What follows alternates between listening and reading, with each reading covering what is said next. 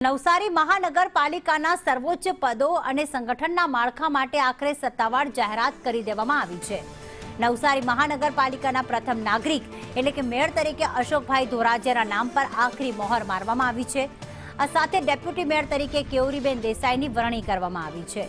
તો મહાનગરપાલિકાની તિજોરી અને વિકાસ કામોની ચાવી ગણાતી શક્તિશાળી સ્ટેન્ડિંગ કમિટીના ચેરમેન પદનો મહત્વનો જે તાજ છે તે મુકેશ અગ્રવાલને શિરે મૂકવામાં આવ્યો છે। આ ઉપરાંત શાસક પક્ષના નેતા તરીકે નરેશ પુરોહિત, દંડક તરીકે રાકેશ પટેલની નિમણૂક કરવામાં આવી।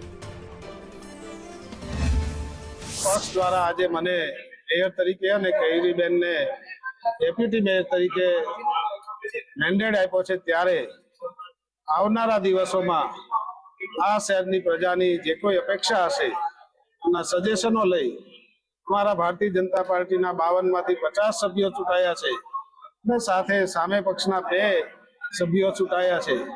52 સભ્યોને સાથે રાખીને આ શહેરનો વિકાસ કરીશું।